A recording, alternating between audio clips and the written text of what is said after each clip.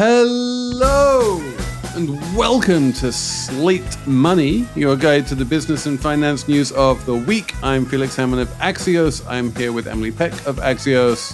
Hello, hello. And to end 2024, we have the most special of all of the special guests that we've had on Slate Money this year. You need very little introduction, but Paul Krugman, welcome. Hi there. Good to be on. Introduce yourself. Who are you and where are you publishing these days? Okay, so I'm an academic economist. Was just that for a large part of my adult life. Started writing for Slate, by the way. That was my introduction to journalism. Oh, wow. The Paul Krugman columns at Slate were really good, I have to say. They're always good. Got invited to write for the New York Times, which I did for 25 years. Retired from the Times just shortly before this recording, and have begun self-publishing with I had a dormant Substack account, which has now gone live. And all of a sudden I can be both wonkier and less respectful, ruder than I could ever be at the New York Times. And so I'm posting almost every day, and let's see how this goes. The New York Times seems to be moving away from quantity these days. It seems to be pushing people to write less, which is weird. So if you want more Paul Krugman, then this development is nothing but good news. And we are going to talk about trade policy, of course, because that is your area of expertise.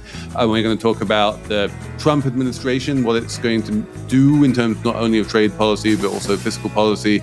We are going to talk about, Emily, what are we going to talk about? We have so many things to talk about. Biden's economic legacy, Paul Krugman's cat are among the topics. And in the Plus, we will have some book recommendations and streaming TV recommendations also from Paul Krugman that you do not want to miss. You should sign up for Slate Plus right now to get it. It's all coming up on Slate Money.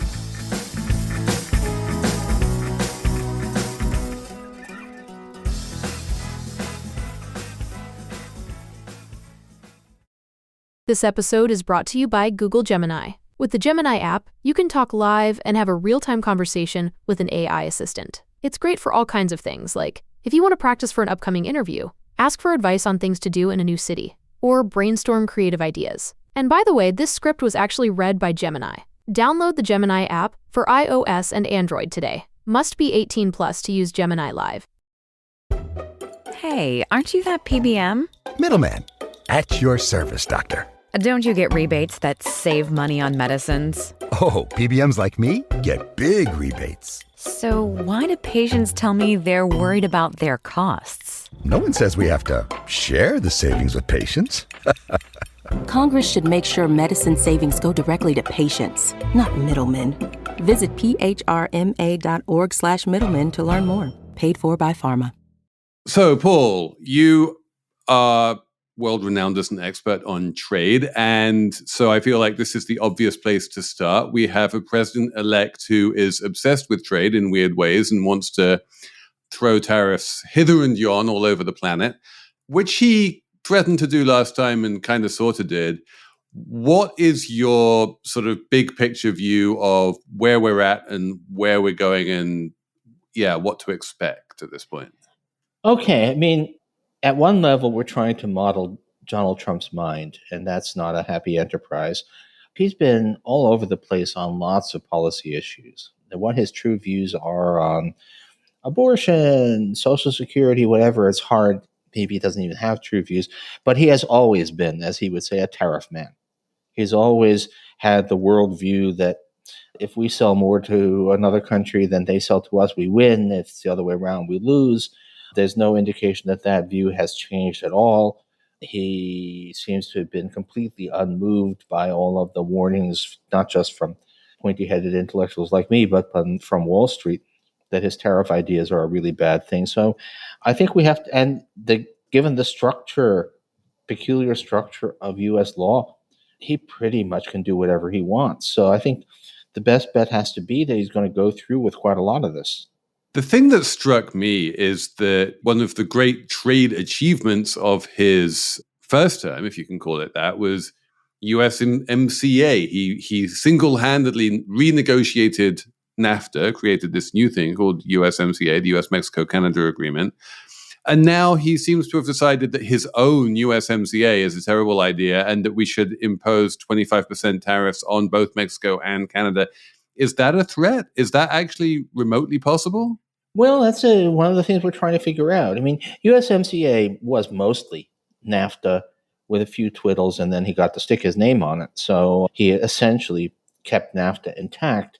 And the thing is, if you have his view of the world, where if Canada runs a trade surplus with the United States, that means we're subsidizing Canada, then he has to view USMCA as a failure because we are, in fact, running bilateral deficits with both Canada and Mexico. Now, you do have to think that if he actually went ahead with those tariffs, the downside of Trumpist trade policy would become very obvious very fast. At a couple of levels. One is that there is no U.S. manufacturing sector. There's a North American manufacturing sector, which is very, very closely integrated with Canada and Mexico. And we don't produce whole cars in America. We produce some of the pieces of a car, and other pieces are in Canada, and some of them are in Mexico. A lot of them are in Mexico. And the components of a car can cross the border 7 or 8 times before it finally emerges as a vehicle. So putting tariffs on that is catastrophically disruptive, but not clear that he knows that. And the other thing is, I think he has no real sense that tariffs are not the only policy tool. We already have the Canadians talking about having export taxes on oil and uranium, basically retaliating with us not by blocking our exports, but by restricting our ability to import stuff we need. That's actually a very possible route down which trade wars can go, and he seems oblivious to that. So the question is, who's going to tell him? I was really struck, Robert Lighthizer, long time protectionist advocate, was widely expected to have a position in this administration. And the thing about Lighthizer is that people I know who've dealt with him, regard him as evil, or not really in the sense that some of these characters that Trump is hiring are evil, but regarded him as being on the wrong side of the issues, but also as being extremely smart. And he didn't get a job. It looks to me as if this is going to be an administration where anybody who actually knows what they're talking about and actually has any kind of independent power base is going to be out in the cold. So maybe there'll be nobody around to tell Trump that this is not going to work the way he thinks it will. What can you tell us about the effects of the Trump tariffs from Trump 1.0? What actually were they? Yeah, so the Trump 1.0 was basically a 20% tariff on China, which is itself just a fraction of U.S. imports. It's a big player, but it's still just a fraction of U.S. imports. During the campaign, he floated 20% tariffs on everybody and 60% on China. Mm-hmm. And now he's talking about 25% on Canada and Mexico, which are really big trading partners. So he's actually now talking about something that is, roughly speaking, 10 times as big as his first administration tariffs. Now, we don't know if it's going to really happen, but if he does, people say, you can't really see the Trump tariffs in his first term in the inflation numbers. But that's because we're talking about something that's 1/10 the size of what he is certainly threatening right now. So the quantitative difference is big enough that it's a qualitative difference. This is a genuine trade war that he's threatening, not a limited tit-for-tat exchange. I know that you're not a free trade purist. I was wondering and thinking about this because we're not a free trade country anymore. I mean, Trump started it, but Biden certainly continued down his path. Is there any universe where Trump, the tariff man, is doing a solid for the economy or moving in the direction that everyone, maybe even you, want to go? No, I don't think so. And the reason is, again, I'm not a free trade purist. I had arguments with a lot of economists because there was quite a lot of economic nationalism in the Biden program. And he did maintain the Trump tariffs on China, which I don't think was actually good economics because those were actually very poorly designed tariffs. But I think that was a political calculation. Being seen or being accused of being soft on China was not something anybody wanted to do. But the industrial policy, the Inflation Reduction Act, the CHIPS Act, were very much nationalist and very much out of a violation of the spirit of the world trading system, though, and in a few cases, actually the letter. But they were there, they did that for a reason, partly that you had stuff that was more important than trade. Climate change is more important than trade. And if a bit of America First policy is what it takes to sell significant climate legislation, then we don't want to be sitting there 20 years from now saying, well, we destroyed civilization, but we adhere to the rules of the World Trade Organization. So that was okay. And then there's a very serious, there is a clause in both in U.S. trade law and in the General Agreement on Tariffs and Trade, which governs what we're allowed to do internationally, that basically says if national security is at stake, forget everything else that this thing says. Mm-hmm. And that's become real. So sanctions on export of advanced technology to China, I'd like to say that that's not the kind of world we want to live in, but it is kind of the world we live in. And the Biden administration was very tough on China, much more so in a sense that matters than Trump ever was. But the point is that Trump is it's unfocused. He thinks that it's all about who sells more to whom, that it's all about bilateral trade deficits. And there's no universe in which that makes sense. So if anything, I suspect that we're going to become a less effective competitor for China, that we're going to take our eye off the ball of what really matters in pursuit of completely nonsense measures of trade. You can explain this to me maybe better than anyone else, and I still don't understand this one thing about tariffs. Forgive me, Felix, for not just asking you some other time. I understand how raising tariffs, you explain it so wonderfully in one of your columns. It's like a sales tax, basically, and consumers pay. I don't understand how increasing tariffs strengthens the dollar exactly, and what that means and why it might blunt the impact of tariffs. I still don't quite grasp that. I wonder if our listeners maybe feel the same. Yeah. So the basic rule is that the balance of payments always balances. And if you like, you can say that, look, foreigners come to the United States with their currencies trying to buy dollars so they can buy stuff from us, which includes assets as well as goods. And Americans come to the foreign exchange market with dollars trying to convert it into foreign currencies to buy stuff from foreigners. And supply and demand, they always match. And what makes them match is the exchange rate, the value of the dollar. The supply of dollars and demand for dollars comes out of both transactions in goods, us selling, I was about to say Boeing aircraft, though that's kind of become problematic. Anyway, us selling stuff that America does well, maybe Caterpillar earth-moving equipment, but also us selling assets to foreigners. And the demand from foreigners, or their supply, comes from them selling us consumer goods, and also the U.S. trying to sell investments for Americans abroad. So they put all this together. It all adds up. If tariffs discourage Americans from buying foreign goods, then that's less demand by Americans for foreign currencies. So that otherwise equal reduces the price of foreign currencies in terms of the dollar. And in turn, if that happens, the price of foreign currencies in terms of dollars falls. And since foreign exports over time reflect foreign production costs, which are in euros or renminbi or whatever, that's going to, other things equal, make the stuff that we buy from them cheaper. So if tariffs succeed in reducing the trade deficit and nothing else changes, foreigners are still investing in America at the same rate, then the dollar gets stronger, imports get a little bit cheaper in terms of dollars. So if imports get cheaper, does that sort of counterbalance that they're getting more expensive because we put tariffs on them? So maybe it's fine? Yes, it does. And so if you try to do estimates of the Trump tariffs, the effect on the cost of living is less if there is no retaliation. That's the wild card. But the likelihood is that we tend to certainly Trump has delusions of grandeur when it comes to American economic power, and doesn't understand that we are, well, among other things, there are 3 economic superpowers in the world, and in terms of trade, they're roughly equal, which is China, the European Union, and the United States. And the Europeans don't act as a unified force on many things, but one thing they do act as a unified force on is trade, because there's a customs union and tariffs are set in Brussels. So other countries will retaliate with higher tariffs.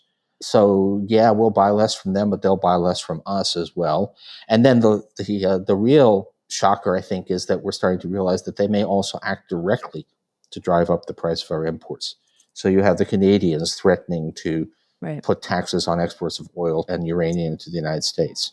And I got to say that if you've managed to thoroughly piss off the Canadians, that takes talent. One of the funny things I have, looking at past trade disputes and everything we've seen, I'm not sure that we've ever really had a trade war, a full-on trade war in history. If you look at the Depression, there was a lot of tariffs, but they were mostly imposed for domestic reasons, and there really wasn't a lot of tit-for-tat retaliation. But the limited trade conflicts we've had, there's a kind of a pattern. The U.S. does stuff for domestic reasons. We do stuff because an industry is demanding protection from foreign competition, or because the president, in this case, has a thing about tariffs. Other countries respond, in the past, they've responded strategically. They start targeting exports from swing states. I remember that. In this case, I think, given that Trump is going to be very upset that he can't actually bring prices down, they're going to be targeting the U.S. cost of living. And so this is going to be ugly. And I think the perception that the U.S. has all the leverage is going to be one of the things that it's going to die hard, but it's going to die ugly. Can we talk about the cat? Whose cat is that? Oh, I'm sorry about the cat. No, it's okay. I feel like we should address it. It's not our cat exactly. Jack, our cat, is in New York, and this is nobody's cat exactly, except that the caretaker for this property feeds him, except when we're here, in which case he decides that he's our cat. Does this one have a name? The person who maintains the property, who's actually English, just named him Puss, which I think is a little boring. But I can tell you that the Brits have very little in the way of imagination.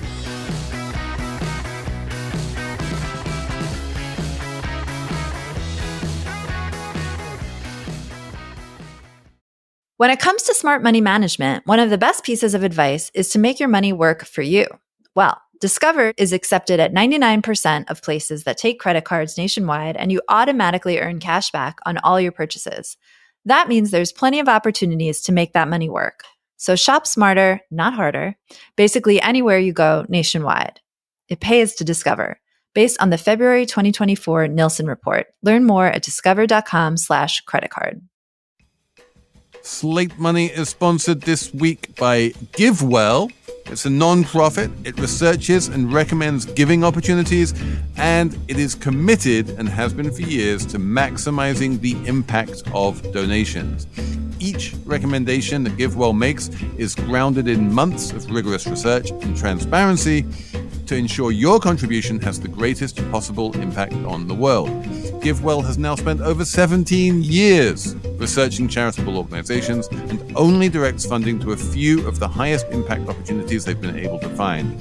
Over 125,000 donors have used GiveWell to donate more than $2 billion, and rigorous evidence suggests that these donations will save over 200,000 lives. GiveWell wants as many donors as possible to make informed decisions about high-impact giving, so you can find all of their research and recommendations on their site. It's all free, and you can make tax-deductible donations to their recommended funds or charities, and GiveWell takes $0 as a cut. Nothing at all. If you've never used GiveWell to donate, you can have your donation matched up to $100 before the end of the year, or as long as matching funds last. To claim your match, go to givewell.org and pick podcast and enter Slate Money at checkout. Make sure they know that you heard about GiveWell from Slate Money to get your donation matched. Again, that's givewell.org to donate or find out more. One of the through lines that we've been talking about so far is this idea of politicians in general, and Trump in particular, is Trump is gonna Trump. And all of the advice and the technocrats around him, if there are any technocrats around him rather than just MAGA loyalists, are not going to be able to move him very much. More broadly, like if you think back to, say, the question of the Biden administration decision to keep the China tariffs, when they were imposed, we had Janet Yellen and a bunch of other people saying these were a very bad idea, you shouldn't do them. And then Biden comes into power and they don't repeal them. And clearly what's happening there is that there's a sort of technocratic piece of advice to the president to, like, this is what makes sense economically. probably you want to repeal these tariffs. And then there's a political piece of advice or a political sort of calculus that says, no, that's a really bad idea. We shouldn't do that. So what in your mind is the sort of optimal balance between politics and economics? And to what degree should politicians generally take the advice of economists? Okay, I mean, you want to listen to economists. First of all, if they say something is going to produce really bad results, you should definitely take that seriously. They might be wrong, but your gut is probably not a good substitute for models that people have worked on and people who've studied 2 centuries of economic history and all of that. But if they appear to be saying this has to be 100% textbook purity, then that's probably not very helpful either. And trade policy has been interesting here. And the Biden team has been people who understand the case for free trade really well, also are fairly sophisticated, I think, about the politics of it. And so we're not purists. But the ultimate case in point is actually Obamacare. I think if you ask serious health reformers, what system would you choose if you could start from a blank slate, they would go for single payer, if not actual socialized medicine, because there is both, it's not clear what good do insurance companies really do in this mix. And there's lots of evidence that the more privatized the system is, the higher the costs without better results.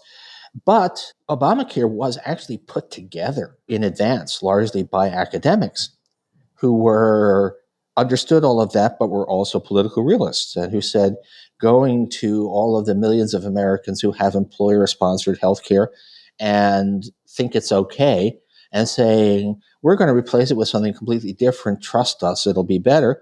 They knew that wasn't going to fly. So we had this extremely cleverly designed kind of Rube Goldberg device that allowed most people to keep the same coverage they had, but greatly expanded coverage. And so to be an actual policy expert doesn't mean that you have to be a policy purist. You can be responsive to political reality, but also say, let's try to be political realists, but let's do it smart, which is in fact what we did.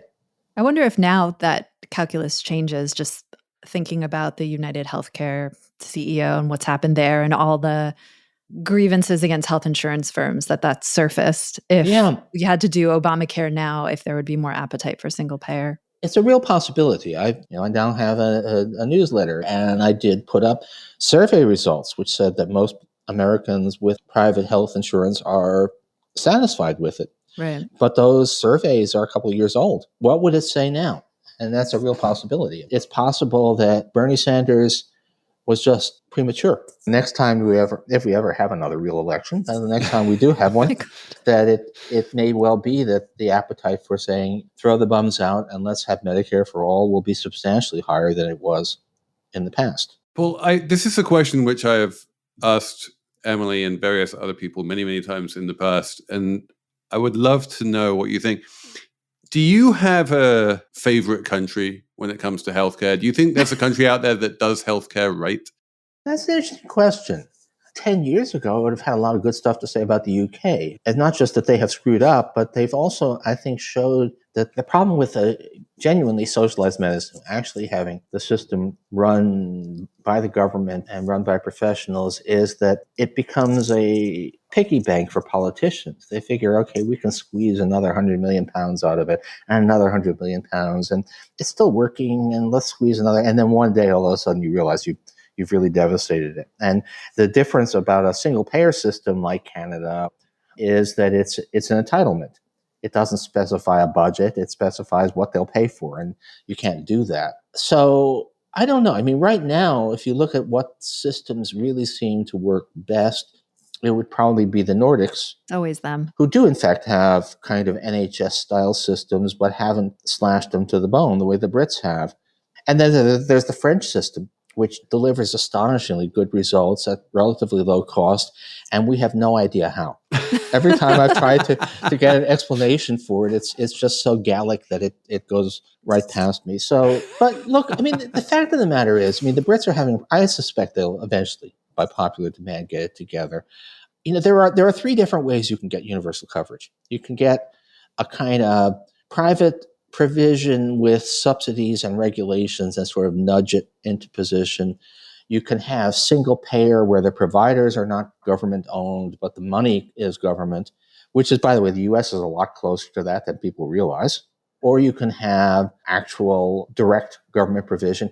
And they all work. The lesson, I spent a lot of time on this, and the answer is that given a reasonable political situation, which is these days not to be counted on, but all of these work, and the socialized choices are cheapest. The more privatized it is, the more expensive it is, but they're all doable. When you say the U.S. is close to this, you mean Medicare is our well, single Medicare payer? Plus Medicaid plus the tax expenditure that supports employer insurance. The premiums are not taxable income. Mm-hmm. And then late addition, the Obamacare subsidies. So if we look at insured as opposed to out-of-pocket expenses, we're about an 80% public funding. Look at that.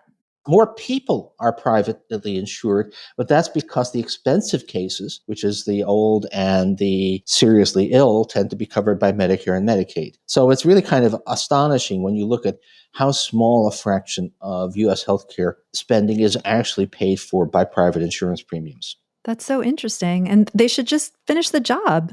Well, yes, that's the problem, though, that you've got still, whatever it is, 100 million people who have private insurance and think it's pretty good until they get sick. And, Right. I just wrote about this on my newsletter. People are really shocked when you show the numbers. It was always the case that Medicare and Medicaid were paying a higher share of expenses than you might have imagined. But now they just dwarf private insurance as a source of funds.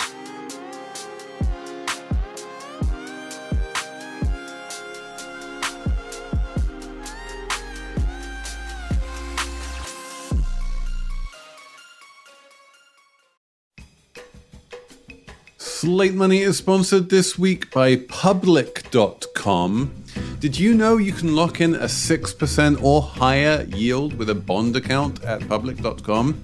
The Federal Reserve recently announced rate cuts, and there could be more rate cuts in 2025. That's good news if you're looking to buy a home, but it might not be so good for the interest you earn on your cash. So if you want to lock in a 6% or higher yield with a diversified portfolio of high yield and investment grade bonds, check out Public.com. It only takes a couple of minutes to sign up, and once you lock in your yield, you can earn regular interest payments even as rates decline. Lock in a 6% or higher yield with a bond account at public.com/slate money. But remember, your yield is not locked in until you invest. Brought to you by Public Investing, member FINRA and SIPC. As of September 26, 2024, the average annualized yield to worst across the bond account is greater than 6%. Yield to worst is not guaranteed, not an investment recommendation. All investing involves risk. Visit public.com/disclosures/bond-account for more info.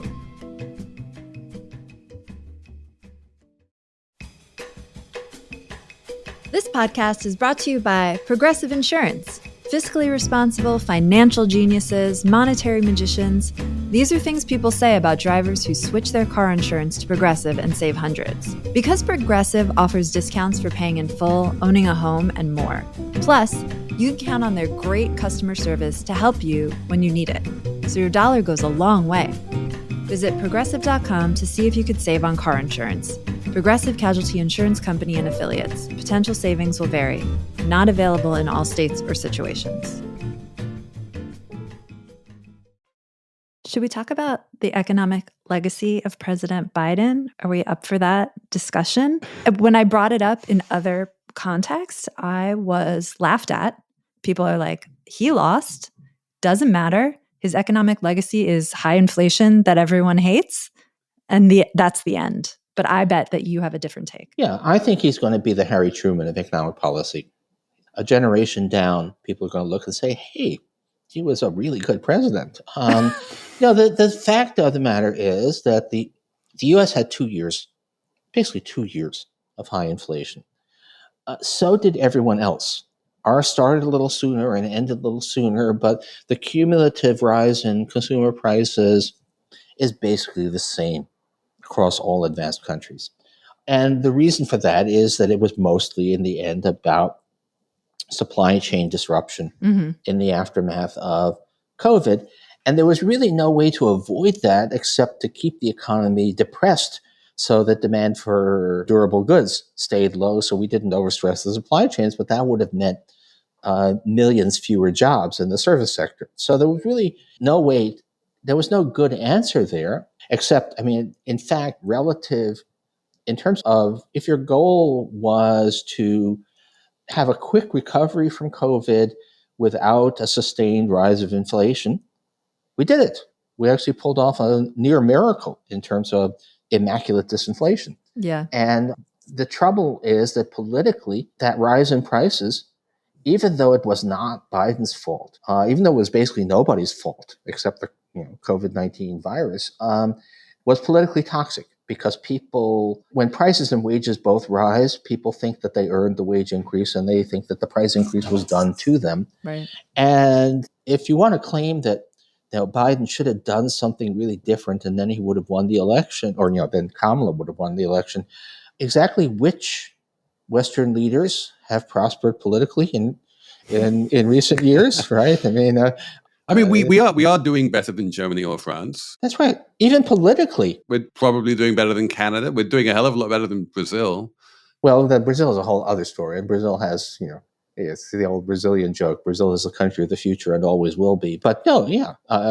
If we compare the political fortunes of Trudeau in Canada or the Conservatives in Britain or Scholz in Germany or Macron in France, every government that was in power during this run-up in prices has been pretty much, and there may be some exceptions somewhere, but basically was tossed out by the voters, which is totally unfair. Every one of these governments could have said, hey, look at the rest of the G7.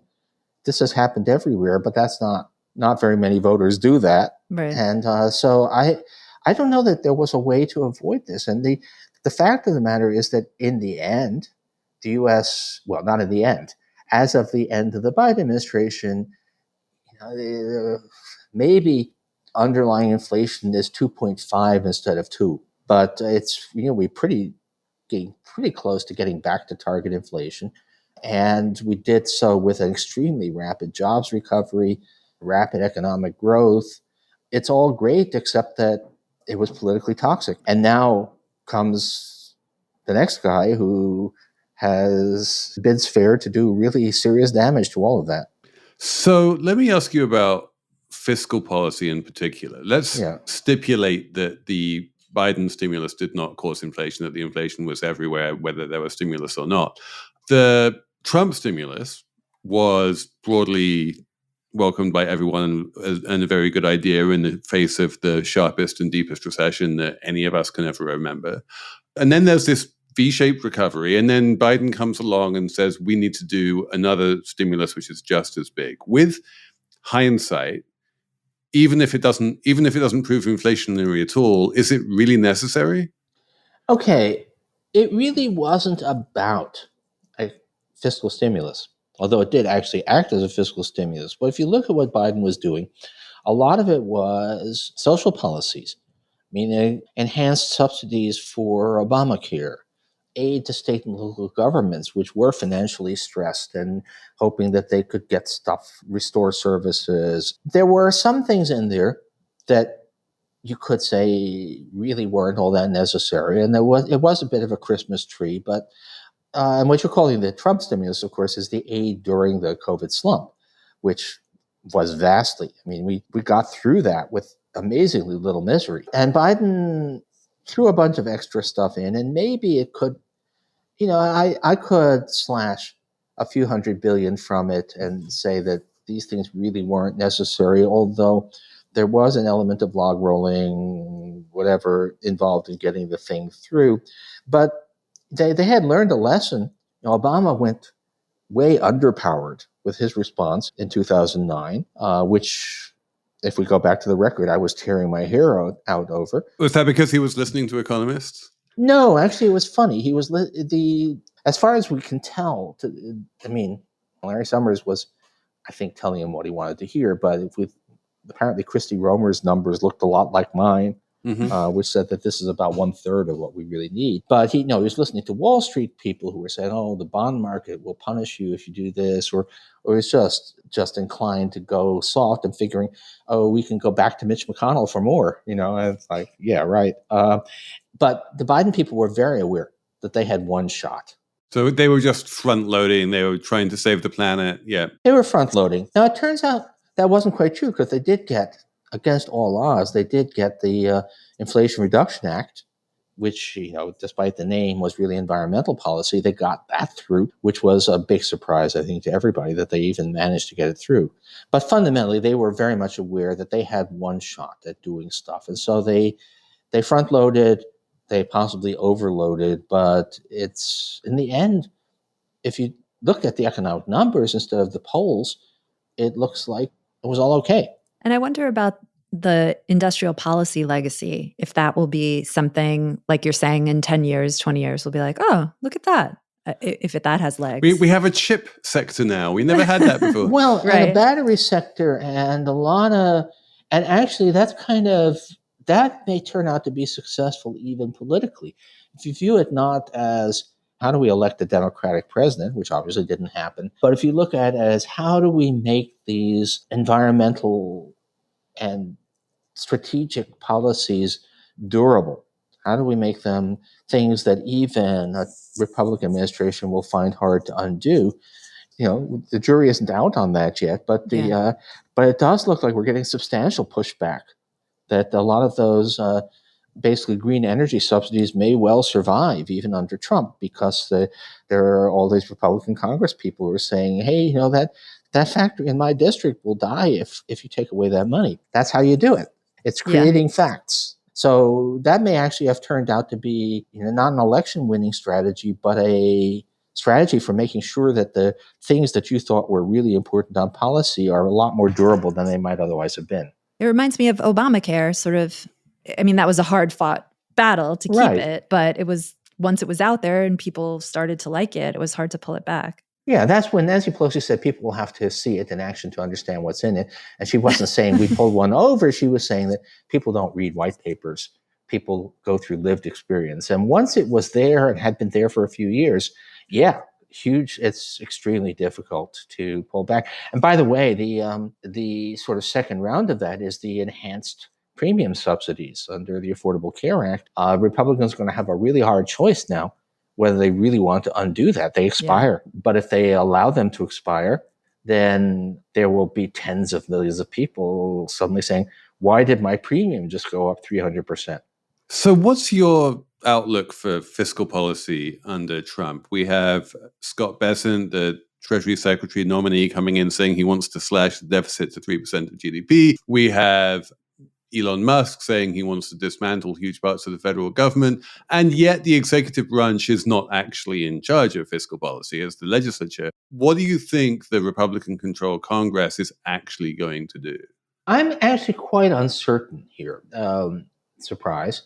But I think that Musk, or Muskaswamy, as I've been calling the guys running Doge, I don't think that they even now fully appreciate the numbers, the arithmetic, which is that essentially you can't do anything that will matter unless you go after Medicare, Social Security, and Medicaid. And that doing so on the spending side would be hugely, hugely unpopular. So I don't know what they're going to do. I mean, there is certainly a faction within the Republican Party. Project 2025 is, in fact, those guys are, in fact, despite all the denials, that is actually the people who know something about policy, who are actually going to have a role in making policy, are all from that group. But it will be wildly unpopular if they try to go through with any of it. So I don't know. What the U.S. really needs is another 2% of GDP in revenue, which is really not hard. We're the lowest taxed of the G7 economies by a long shot. Throw a bit more money at the IRS and they can get it just from rich people who aren't paying. Just through enforcement, sure. I don't think that's going to happen. And but not only. I mean, the idea that we can get all of it by only going after people with more than $400,000 a year is, there's a lot of money up there that could be collected, but still. But probably some middle-class tax increases. And it's all technically entirely doable. Stabilizing U.S. finances is a much easier task at a fundamental level than any other rich country because we have better demographics, or at least we do unless we do mass deportations. And we've actually had astonishingly successful cost control for Medicare, which is one of the totally unsung policy successes of the past 15 years. So it's not really hard, except that anything you actually suggest that might make a serious dent, we do have a long-term budget problem. There's a lot of room for a country like the United States, but it's not, in the end, we do have to pay our way. And anything that might actually get us there is, for one reason or another, completely off the books in terms of actual policies that might happen. So, and Trump is proposing, I don't know how many of his campaign promises will he follow through with. I mean, the ending taxes on tipped income. It's going to be amazing how many private equity managers are going to be receiving $1 million a year in tips, I agree. Ending taxes on foreign income. That's the other one that they seem to be pushing right now as well. Oh, gosh. I might benefit. We have, our textbook gets a fair bit of royalties on overseas sales. Maybe that's what, anyway. You can make like Apple, just make sure they're all recognized in Ireland. Well, that's the other thing, is that we have, the amount of tax avoidance. It's only evasion if it's illegal. The amount of legal avoidance of taxes, so it's kind of interesting, actually. I mean, that was one of the coinages. When Ireland's GDP grew 25% in 1 year, simply because Apple changed its tax strategy, and so a bunch of stuff that had not previously been reported as part of Irish GDP now was, and nothing real had happened. And I called it leprechaun economics, and lots of people picked that up. But unfortunately, after several years, the Irish appointed an ambassador who lacked a sense of humor.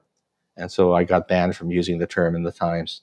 What? Because it was offensive? Yes, he thought it was offensive. I have not even encountered the Irish person without a sense of humor. I am shocked. No, that's right. No, the Irish on the whole they're really good sports. Well, they have the Kilkenny Festival of Economics, which is a combination of economics and stand-up comedy. I know. No, it was very un-Irish. It was very shocking to me that they, and it was years after I coined the phrase. So, but there they were. I mean, that's the thing, Felix, you were asking about and talking about before, the clash between what's politically feasible and expedient and what economists want to do. I mean, right there, we could just solve everything if we raise taxes of just a little smidge, I think. But there's just no way that's happening.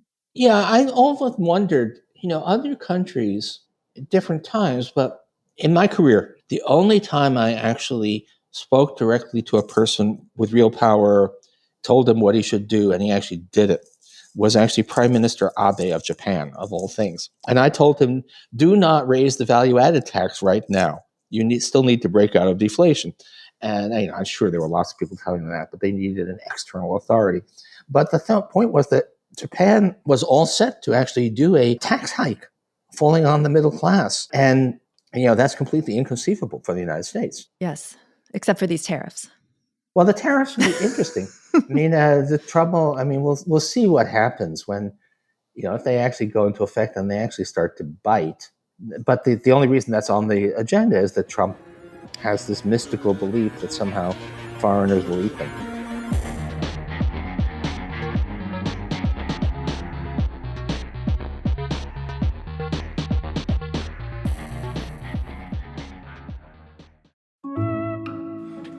This podcast is brought to you by Progressive Insurance.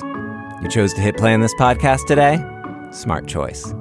Progressive loves to help people make smart choices, and that's why they offer a tool called Auto Quote Explorer that allows you to compare your Progressive car insurance quote with rates from other companies, so you can save time on the research and can enjoy savings when you choose the best rate for you.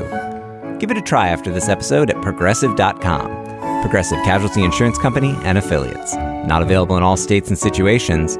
Prices vary based on how you buy.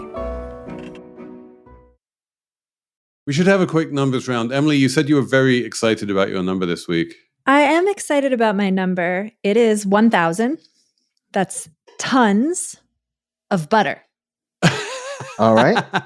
Okay. Earlier this month, the Polish government announced it would release 1,000 tons of butter from its strategic butter reserve, which who knew?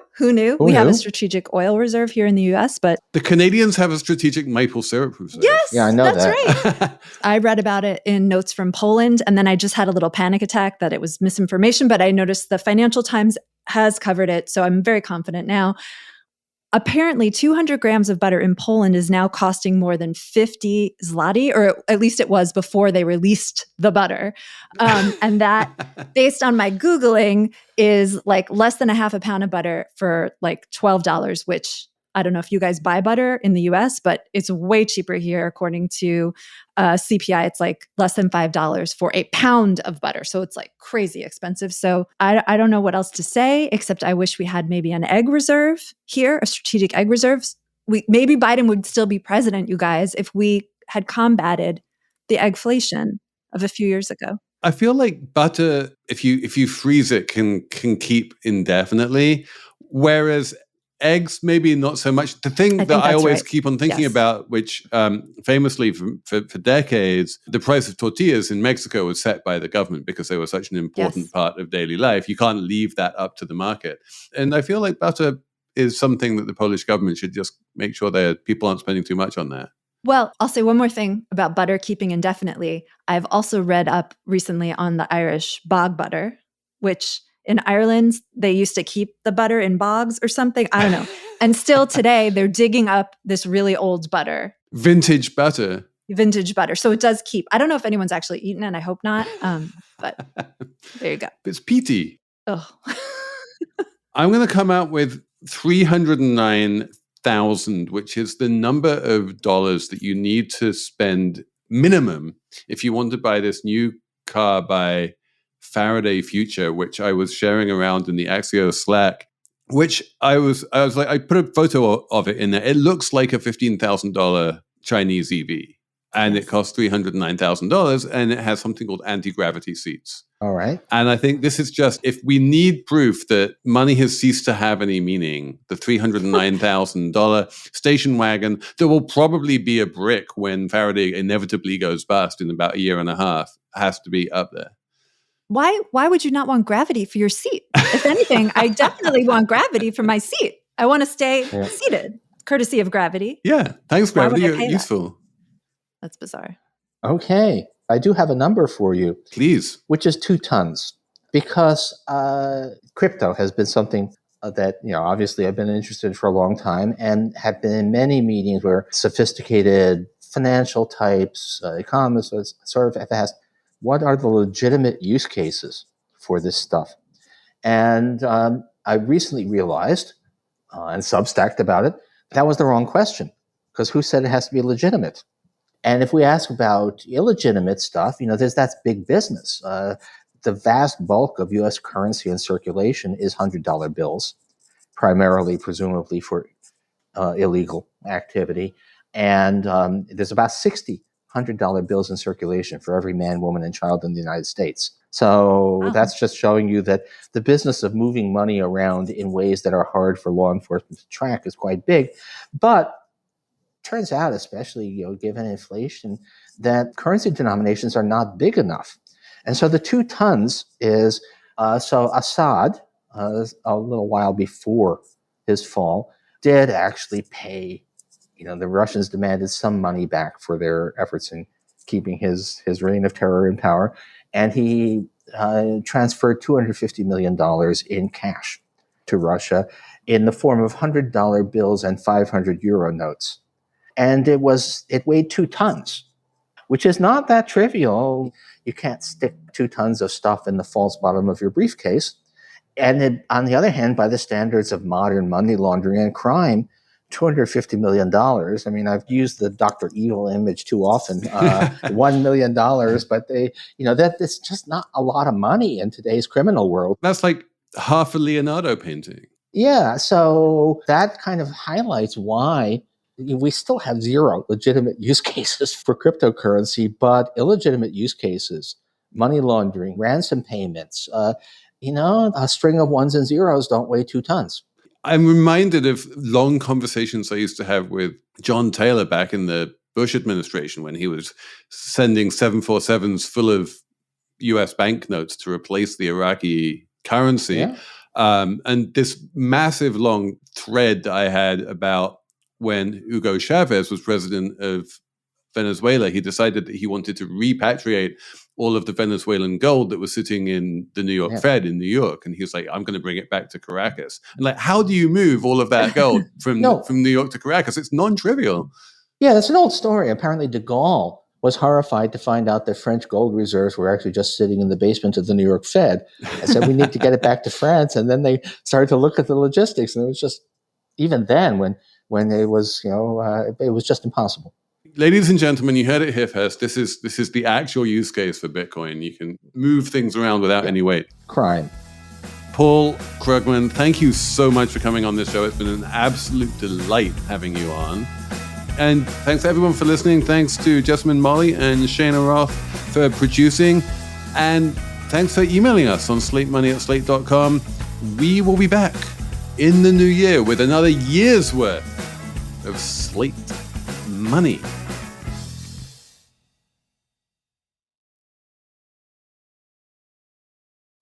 When you're part of a military family, you understand sacrifice and support.